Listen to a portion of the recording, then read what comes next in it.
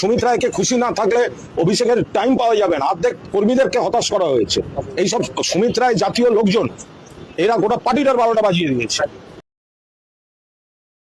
কথা বলছি, আমি একদম পরিষ্কার কথা বলছি, সুমিত রায়ের বিষয়ে আমি কোনো মন্তব্য করব না। এসব বিরাট উপদিক্ষার ব্যাপার।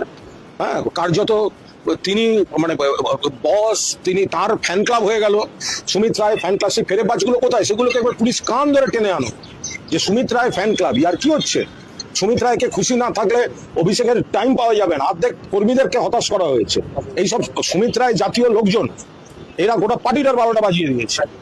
ফলে আমি এসব বিরাট বড় বড় ব্যাপার, আমি সুমিত রায় নিয়ে কোনো মন্তব্য করবো না। ওই সেক্রেটারি ফ্যান ক্লাবের ফ্যান ক্লাব বিভিন্ন জেলা থেকে এসে আগে সুমিত দা ওই ফেসবুক পোস্টগুলো দেখুন না, এখন সব সুমিতের জন্মদিন, সুমিতের অমুক, এই সব কটা মিলে ওই জায়গাটাকে পুছিয়েছে। আমি রায় আমরা যেটুকু বুঝতে পেরেছি, আমরা তো কাছাকাছি বিশ্বাসীর তালিকায় ছিলাম না, এবং মানে একটা বড় অংশে আমার একটা সময় তো ক্যামাক স্ট্রিট আমার কাজকর্ম পছন্দ করতো না, আমিও ক্যামাক স্ট্রিটের অধিকাংশ কাজকর্ম পছন্দ করতাম না। তার জন্য আমি তেলও মারতে যাইনি, মানে আমার কোনো হয়নি। এবং এই সুমিত রায়রা ভেতরটা যাবতীয়ভাবে চেষ্টা করছিল যাতে আমি নমিনেশন না পাই। শত্রুর মুখে ছাই দিয়ে মমতা বন্দ্যোপাধ্যায় আমার নমিনেশন দিয়েছেন এবং আমি ভগবানের আশীর্বাদে তৃণমূলের প্রার্থী হিসেবে জিতে গেছি।